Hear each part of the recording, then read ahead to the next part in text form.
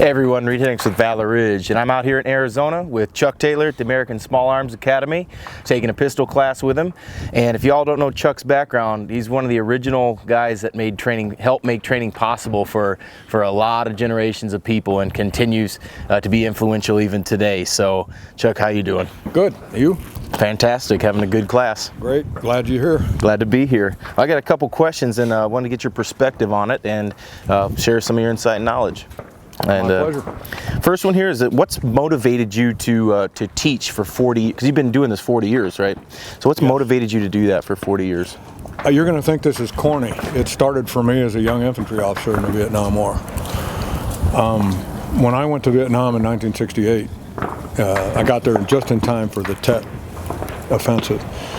I went over with my unit as opposed to most of them going over as a replacement. So I had worked with those troops, trained those troops, and then deployed into combat with those troops. So I had that luxury in a sense of seeing them from day one of training all the way into battle.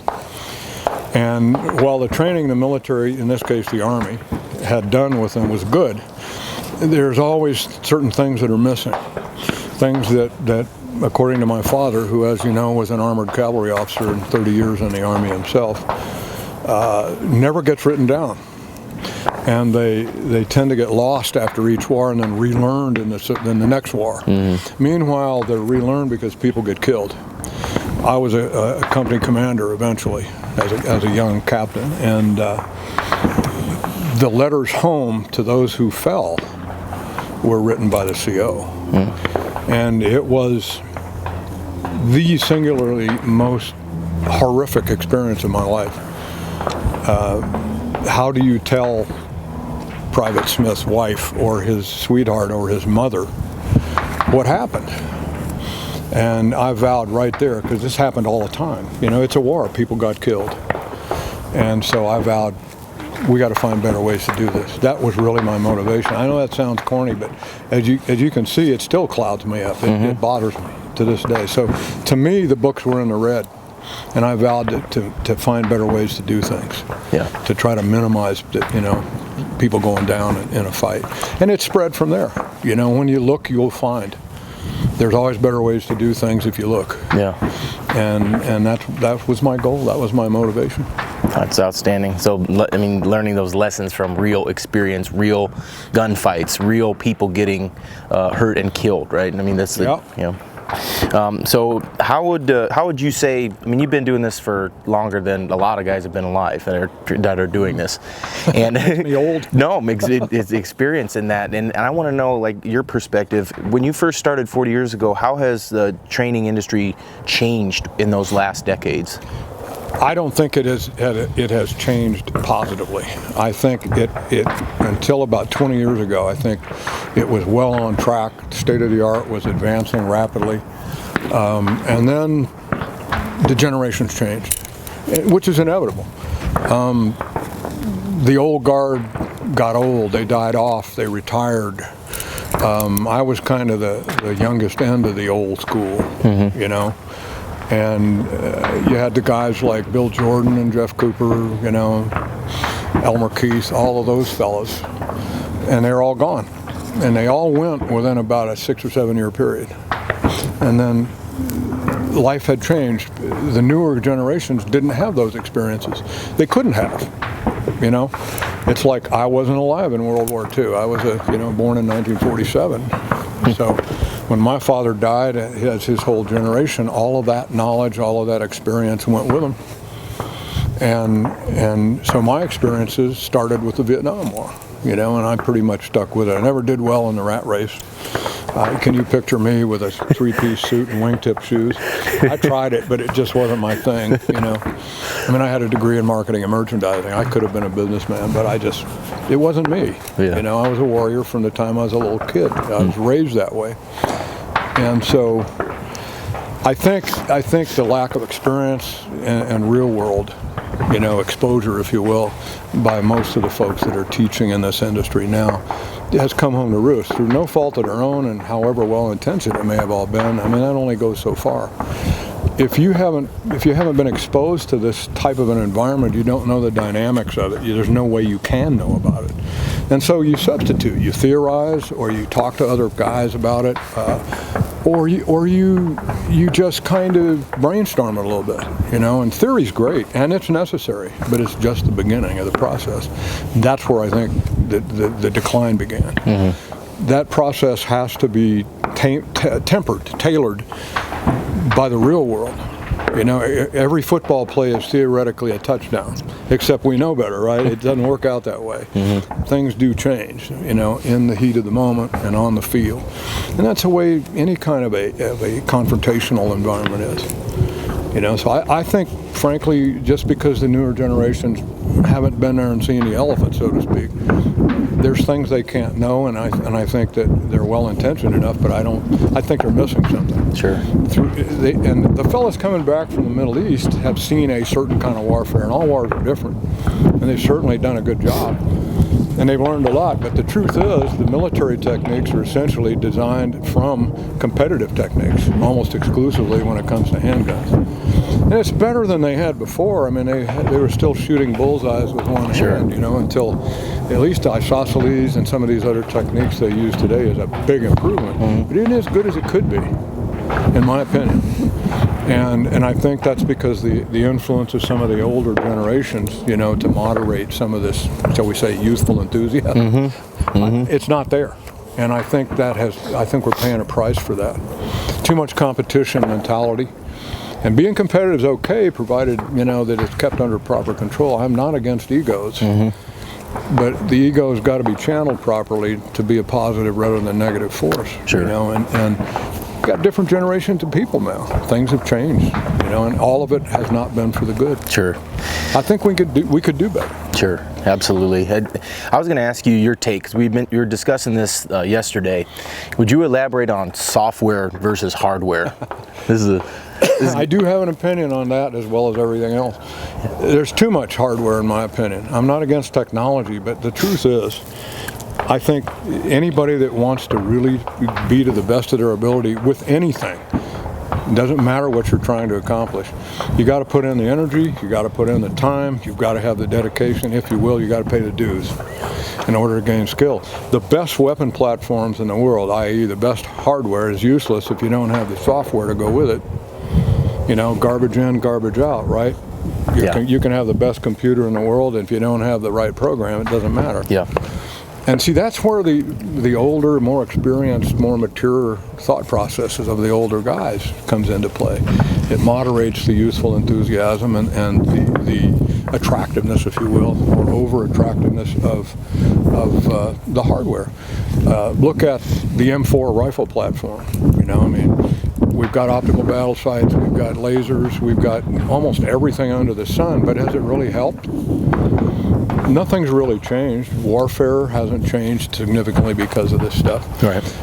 I've trained special operations units in the U.S. military who didn't know how to use their rifles with iron sights. And I had been contracted specifically to make them take all of their sophisticated hardware off of that rifle and learn how to shoot it with iron sight, which in my day, you did that on the first day on the rifle range, basic training. Sure. So I look at that and go, I love my ACOGs, and all that. On the other hand, I know how to shoot too, which I learned how to do without all that hardware.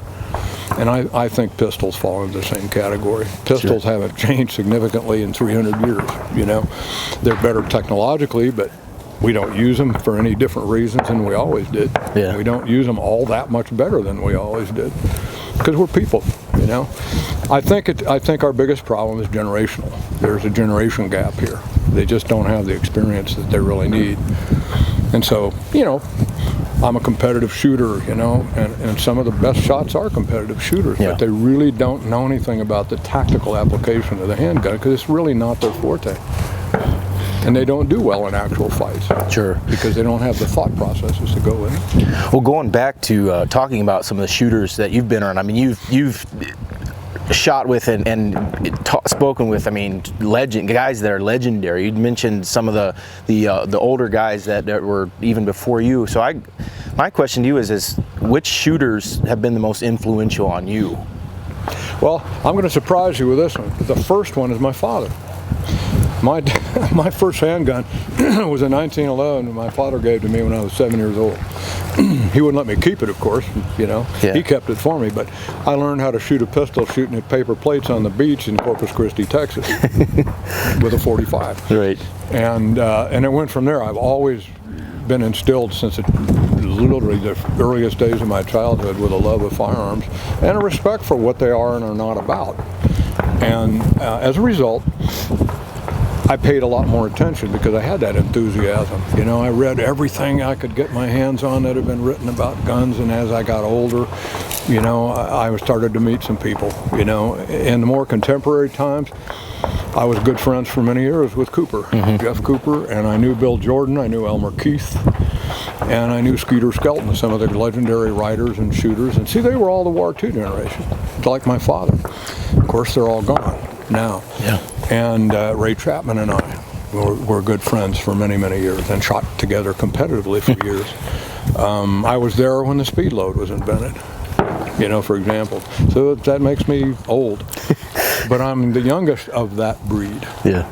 You know, so I think Cooper did more than any other one person in terms of the modern discipline of the fighting handgun, and that he did well, very well. He was a very smart guy. He was also had a master's degree in history, so he had that historic tint to everything. He could have a wider spread perspective on things.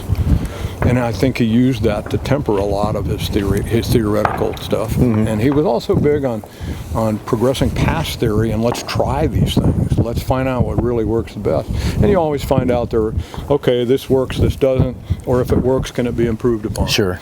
And he took that approach. Right. And you said earlier, I asked you who the best that you ever saw was, and you want to share that? The best shooter? Best shooter you've Ross seen? Seifert. Yeah. He was an old friend of mine. He was a rancher in Roggen, Colorado. He won the 1979 World Championships in Johannesburg. He's the best pistol shot I ever saw. Right. And he and I hunted together in years past. And he became quite a well-known professional hunter in Africa. That was his real passion. But he was a very, very good pistol shot. He had a very remarkable ability to control his head under stress, the best I've ever seen.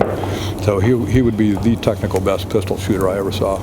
Outstanding. I mean, there's lots of them, don't get me wrong. All of the guys that win these competitions, particularly at national or international levels, they are the best of the breed. That's how they got there. You know, as you know, I was on the U.S. IPS team, you know, myself, and so I knew all these guys. And I shot against a lot of these guys from other countries and stuff, and they all share that. These guys can shoot, but they're not tactical shooters. And guys like Ross never pretended to be. He was a competition shooter and a hunter primarily, and he got very good at whatever he wanted to get good at. What interested him, he put in that time, he put in that effort, you know, and the energy, and got good at it. And he became quite a good professional hunter in Africa for most of the rest of his adult life. Yeah, I just remember looking at photographs of him and just other people's commenting on his consistency, his mental toughness. You know, if it was a stressful stage. He was unflappable. Yeah, that's the word I would use. He was a great guy too. I mean, he was a really nice fellow. Well, let's talk about, you know, maybe a couple more questions, but the one I really want to emphasize is you spoke earlier in class today about the mental awareness, mental toughness, and its importance to shooting well and prevailing. Do you want to elaborate a little bit on that as far as from a psychological aspect? The term I use is mental discipline. And discipline's a dirty word in society today. It connotes sacrifice. It connotes restraint. You know, and when you're betting your life on something, and it's not just applicable to firearms. I'm a parachutist too, or I was until I got hurt. But when you're jumping, you better have mental discipline, because there are things that can go wrong. And when they go wrong, there are drills that you have to be able to go through to correct the problem, or you're going to get killed. Right. You know, the same thing would apply in a lot of activities. You have to keep control of your head. It's okay to be scared, that's natural. But you've got to channelize, you've got to control your fear, and don't let it overwhelm you like a tidal wave, or you can't function. You know, and when you're betting your life, there's always a time element. You know, you don't have all day to solve this problem. You got to do it, and you got to do it fast, or you're going to get killed. You know. Sure. And most people that get killed, they look at the problem and do nothing. They stand there literally and look at it, and then they get clobbered because they can't believe what's happening to them. They don't act within the time frame that's appropriate, to respond effectively. And so I think mental discipline is critical. It also ties back into fundamentals of shooting, what I call shooting 101, sight picture, sight alignment, trigger control. At the school here, we laughingly call it the 3 secrets of marksmanship. Everybody has to have a secret now, Sight picture, sight alignment, and trigger control. It's no different than any other kind of shooting. You just got to do it faster. That's all. And sometimes you got more than one target. Right. You have to be more flexible, especially with a handgun. The old thing about changing horses in midstream, you got to be able to do that with a handgun fight sometimes. It's not a cut and dried affair. It's a very flexible tactical event that is usually unknown to at least one of the persons going in. And you go in at a disadvantage. Right. You're behind the power curve, so you better be flexible and be able to think on your feet. If you're the greatest or fastest shot in the world, what difference does it make if you shoot the wrong guy? Tactical mistake. Then you've got legal and civil consequences, right? Absolutely. You're going to prison, you're going to lose all your assets, and probably rightly so. It's a stupid decision. But you may be a great shot, Yeah. Or what if you don't shoot when you should? Yeah. Then you're going to lose. The mental discipline, when you mentioned that really hit home for me, because it's about awareness and paying attention to your shooting when it's time to do that, whether it's that drill or whether it's you're attacked by somebody, paying attention to that moment, paying attention to the fundamentals, the sight picture, and the trigger manipulation.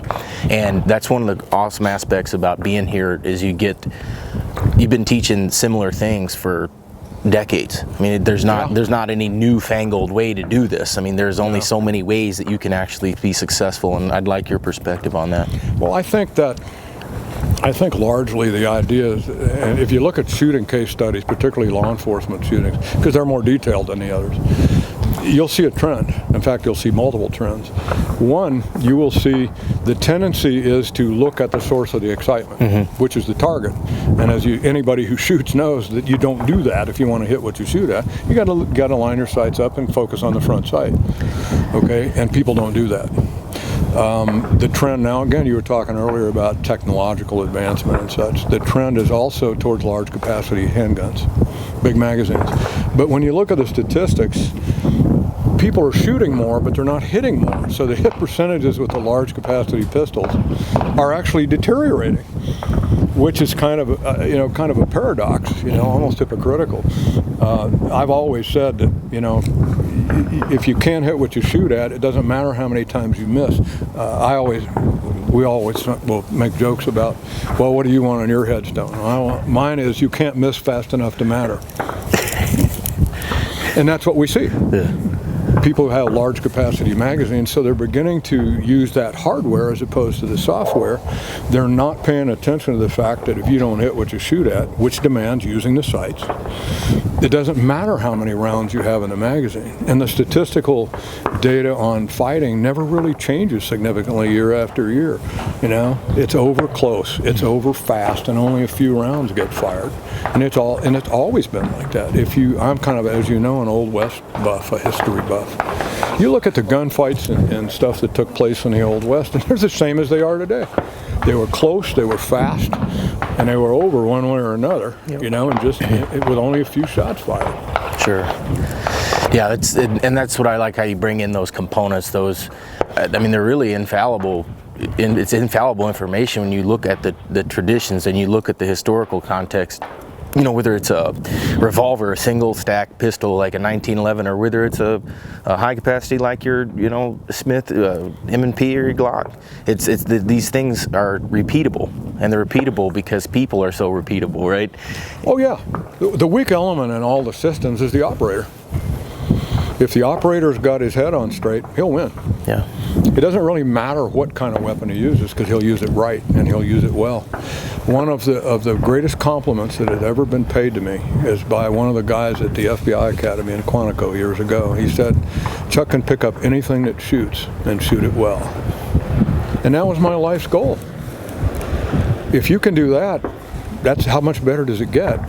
If you can pick up anything that shoots and shoot it well, that's a goal, man. That's a life's work. So I was very tickled when somebody said that to me at Quantico. That was a nice gesture, and I appreciate it. But we had been shooting, and I shot against some of the Bureau and DEA instructors that were in my class, and they were good guys and good shots, but I did beat them, Well, and then they made that comment, which is a really nice thing to say. yeah, that's probably one of the best compliments that any other gun guy can give another gun guy. I think so. Yeah. I do too. And one thing I really liked about the class earlier, you said this earlier today, you said if a man can't shoot well, he can't lead. He cannot lead. I agree. Well, and it ties back to the mental discipline thing. If he can't shoot well, he has no mental discipline. How can he be a leader? Yeah. I was raised as the last of the generation of commanders, not managers. And that's been one of the changes in the military today. They want managers, not commanders. So you don't see the great commanders that you saw in previous generations of the military, the Curtis LeMays and the Pattons and the MacArthurs, and all the great guys. Sure. Because they're not trained to be like that. They're trained to be technicians. Yeah. Not commanders and go out there and fix bayonets and get it on. Times have changed, and in some ways, I mean, there are legitimate reasons for that, and in some ways, I'm not so sure, because we haven't done all that well, have we, with the managers over the years? No. We did pretty good for a long time with the real commanders we had. And that segues right into my final question for you. What, moving forward for the future of this country, right? What would you like to see change? If you could just have one major thing that would change is this country as a whole, what would it be? Boy, now there's a question. We need to get rid of all the communists. I mean, that's the biggest threat we face, whether anybody wants to admit it or not. Yeah. These people are quoting the Communist Manifesto. They are blatant about it. And I think many of them are, as Lenin once said, useful idiots. They're ignorant of history. They're indoctrinated rather than educated in their schools. And if we don't deal with this, we're going to go down. This country cannot continue the way it is going right now. Something's got to give. Yeah. There's a lot of talk about civil war, and all of that stuff, and everybody has their opinion on that one. But it seems to me that if you consider it for what it is, in an intellectual discussion, one of two things has to happen. You either have to get your country back, or you have to give it up. And who makes that choice? Well, the people are going to have to decide which side they're on and deal with it accordingly. I don't think any society that ever got embroiled in any type of an honest-to-God civil conflict expected it to get to that point. Right. The American Civil War, the Revolutionary War, the folks that were caught in World War I, World War II, Korea, Vietnam, and so on. I don't think any of them really expected that to happen. But when I hear, well, that was then, this is now, that can't happen. Well, tell that to 100 million people that died under the hands of communism. Right. Right. It did happen. Yeah. And it went on for 80 some odd years. Well, within your lifetime, it happened. Exactly. So anything can happen in history. Sure. The future isn't written yet, And for people to say, well, they didn't go about it right, the way we want to do it, it's going to be great. Yeah, but it's the same concept, it came from the same people. So that's what worries me the most about the future of my country. I've fought for my country, I've bled for my country, I've killed for my country. And I've watched a lot of the guys of my generation die over this stuff and did it with a smile. No regrets. But I don't want it to be for nothing. I lost my father fairly early in life through a medical misdiagnosis and improper medications. He would have lived another probably 25 years.